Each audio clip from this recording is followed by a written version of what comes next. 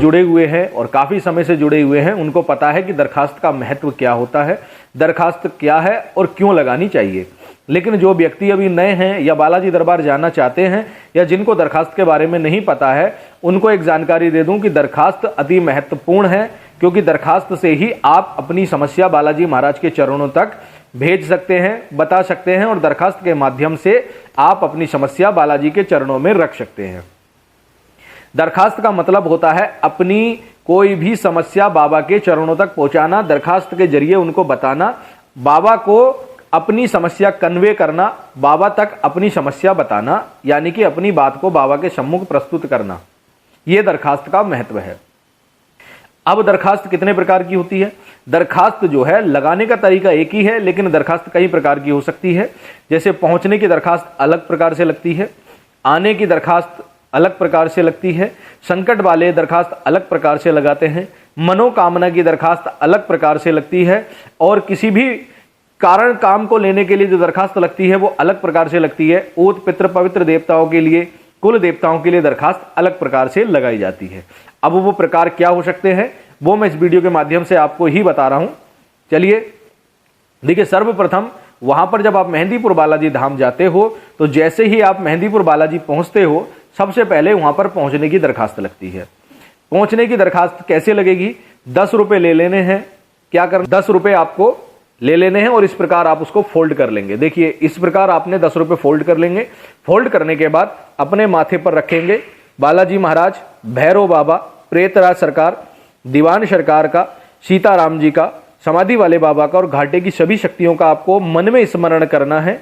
मन में स्मरण करने के बाद हाथ के मुट्ठी में इस दरखास्त को बांध लेना है और बाबा से अपना नाम, अपने पिताजी का नाम, अपना गोत्र और अपना निवास स्थान का पता, जहां से भी आप आए हैं उस जगह का पता बाबा को बताना है और बाबा से कहना है कि हे श्री बालाजी महाराज, हम अपने इस निवास स्थान से आपके मेहंदीपुर धाम आए हैं। हे बाबा, हमारी आने की इस दरखास्त को स्वीकार करना। ये बोल करके आप ये दरखास्त बाबा के दान पात्र में डाल देंगे। कहां डाल देंगे? बाबा के दान पात्र में, जो बाहर ही लगा हुआ है रेलिंग पे, जो बाहर मंदिर के बाहर दान पात्र लगा हुआ है, वहां पर आप ये डाल देंगे। ये दरखास्त आपको पहुंचने के तुरंत बाद लगानी है। यदि आप सोच इत्यादि सफर में गए हो तो धर्मशाला कर लेना। धर्मशाला करने के बाद, स्नान करने के बाद सबसे पहले पहुंचने की दरखास्त लगाना। उसके बाद ही कुछ खाना पीना करना है बाबा के दरबार पहुंचने के बाद, यानी कि मेहंदीपुर धाम पहुंचने के बाद। सबसे पहले दरखास्त लगेगी, चाहे आप रात को 8 बजे पहुंचो, 9 बजे पहुंचो या 10 बजे पहुंचो, जिस समय भी आपको बालाजी पहुंचना है। जब तक आप पहुंचने की दरखास्त नहीं लगाएंगे, बालाजी में कुछ खाना पीना नहीं करना है। सर्वप्रथम आपको पहुंचने की दरखास्त लगानी है। अब प्रातःकाल उठे, बाबा के दर्शन करने जाना है, तो बाबा के दर्शन करने जब जाएंगे तो वहां दुकान से दरखास्त ले लेंगे। 10 रुपए की दरखास्त दुकान से मिलती थी पहले। उसमें क्या होता था, उसमें छोटे से लड्डू और छोटे छोटे 4-5 बतासे होते थे, वो दरखास्त लगती थी। शायद अब लॉकडाउन से, जब से लॉकडाउन हुआ है तब से वो दरखास्त नहीं मिल रही है। तो आपको क्या करना है, पुनः 10 रुपए लेने हैं। 10 रुपए लेने के बाद बाबा के धाम में प्रवेश कर जाना है। लाइन में लग के बाबा के दर्शन करने के लिए आपको जाना है। जब आप दर्शन करने के लिए लगेंगे, जैसे ही आप भवन के अंदर पहुंचेंगे, बाबा के भवन में आपको 10 रुपए ले लेने हैं। अपने इस प्रकार माथे से लगाने हैं। पुनः माथे से लगाएंगे श्री बालाजी महाराज, भैरव बाबा, प्रेतराज सरकार और घाटे की सभी शक्तियों का मन में स्मरण करके इस दरखास्त को फिर मुट्ठी में बांधेंगे और बाबा से निवेदन करेंगे। यदि आप संकट के लिए गए हैं तो बाबा से बोलेंगे कि हे बालाजी महाराज, मेरा नाम ये है, मेरे पिताजी का नाम ये, माताएं बहनें बोलेंगी मेरा नाम ये है, मेरे पति का नाम ये है और हम इस स्थान से आपके धाम आए हैं। और बाबा, हमारे परिवार में जो भी संकट है, जो परेशानी है, चौकी इत्यादि लगाई गई है, हे बालाजी महाराज, हमारी इस चौकी के बंधन को खोलिए, हमारे उस संकट को हाजिर करिए और पेशी पर ला करके बाबा उसको आप मुक्ति प्रदान करें या ऊपर ही ऊपर मुक्ति प्रदान करें। जैसा आप उचित समझे बालाजी महाराज, वैसी कार्यवाही करके मुझे इस संकट से मुक्ति दिलाइए। ये संकट वाले करेंगे। फिर संकट वाले क्या करेंगे, इसको इस प्रकार 11 बार अपना क्लॉक वाइज घुमा लेंगे। कैसे घुमाएंगे? क्लॉक वाइज इसको 11 बार घुमाएंगे, बाबा का स्मरण करते हुए और सीताराम का जाप करते हुए बाबा के भवन में पहुंच जाएंगे। जब आप बाबा के सम्मुख जाओगे तो वहां जो दान पात्र होगा, उसी दान पात्र में आपको ये दरखास्त डाल देनी है और दरखास्त दान पात्र में डालने के बाद बाबा को विनती करनी है, बाबा दरखास्त स्वीकार करें। आगे जाओगे, भैरव बाबा के सम्मुख जाकर हाथ जोड़कर विनती करनी है कि भैरव बाबा, मैं अपनी दरखास्त दरबार में डाल आया हूं, स्वीकार करना और कार्यवाही प्रारंभ करना। उसी प्रकार आप प्रेतराज जी के सम्मुख जाओगे, वहां पर हाथ से नतमस्तक होकर बाबा से विनती करोगे कि हे श्री प्रेतराज सरकार, मैंने दरखास्त बाबा के दरबार में दे दी है, मेरे संकटों को काटो, उस पर कार्यवाही करो और मुझे उन संकटों से मुक्ति दिलाइए। पुनः पीछे जाएंगे, दीवान सरकार का दरबार है, वहां पर माथा टेकना है, बाबा से विनती करनी है कि हे दीवान सरकार, मैंने दरबार में दरखास्त दे दी है, बाबा मेरी उस दरखास्त पर कार्यवाही प्रारंभ कराइए, मेरे संकटों को कटवाइए, बाबा मैं बड़ी आस लेकर आपके धाम आया हूं। यह पहली प्रक्रिया थी, आपकी दरखास्त बालाजी दरबार में लग गई। उसके बाद आप घूम करके राम दरबार में जाएंगे, पुनः राम दरबार में एक दरखास्त देंगे, माथे से लगा करके बाबा का नाम लेकर के जयकारा लगा करके घाटे की पवित्र शक्तियों का, अपना नाम, अपने पिताजी का नाम और जहां से आए हो वहां का पता बताकर राम दरबार में बोलोगे कि हे सीताराम जी, हे प्रभु, मैंने बालाजी मंदिर में दरखास्त दे दी है, अपने संकट के निमित्त बाबा आदेश करिए और मेरी दरखास्त पर कार्यवाही कराइए। और ये बोल करके दान पात्र में आपको दरखास्त डाल देनी है, लेकिन अपने ऊपर से उतारनी नहीं है, याद रखना, अब नहीं उतारनी है, अब केवल डाल देनी है।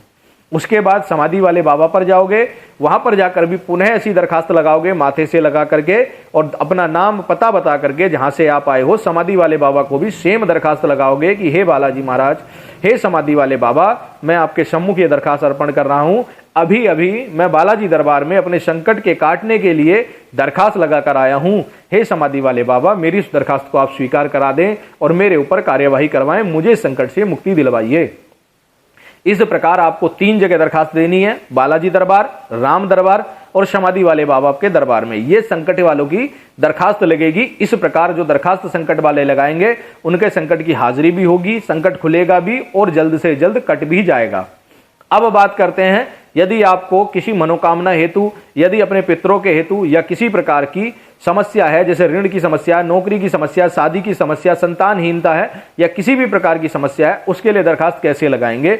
दरखास्त लगाने का समस्या तरीका सेम रहेगा कि हे बालाजी महाराज, घाटे की पवित्र शक्तियों का नाम लेकर माथे पर लगा करके मुट्ठी में बंद करने के बाद अपना नाम, अपने पिताजी का नाम, अपना पता, अपने घर का आए हुए जहां से भी आए हो वहां का पता बता करके बाबा को अपनी समस्या बतानी है कि मेरी नौकरी नहीं लग रही है, या मेरे पे ऋण हो गया है, या मैं संतानहीन हूं, मुझे बाबा आपके दरबार से संतान चाहिए, या मेरे पितृ रुष्ट हैं, कुल देवता रुष्ट हैं, कुल देवी रुष्ट हैं, जो भी आपकी समस्या है वो बाबा से आपको बोलनी है।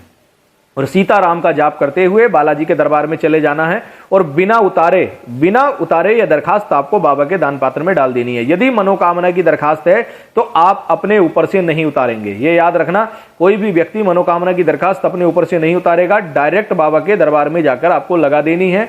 और यही बात फिर भैरव बाबा, प्रेतराज और दीवान सरकार से बोलना है कि मनोकामना की दरखास्त हमने दरबार में डाल दी है, कार्यवाही प्रारंभ करें और आशीर्वाद प्रदान करें। इस प्रकार आपकी दरखास्त लग गई। सेम दरखास्त आपको राम दरबार में देनी है कि बाबा के दरबार में मैंने मनोकामना के निमित्त दरखास्त लगाई है, उसको आप स्वीकार कराइए। और समाधि वाले बाबा पे जाकर भी सेम दरखास्त आपको डालनी है कि हे बाबा, हे समाधि वाले बाबा, मैंने अभी बाबा के दरबार में दरखास्त डाली है और उस दरखास्त को स्वीकार कराइए।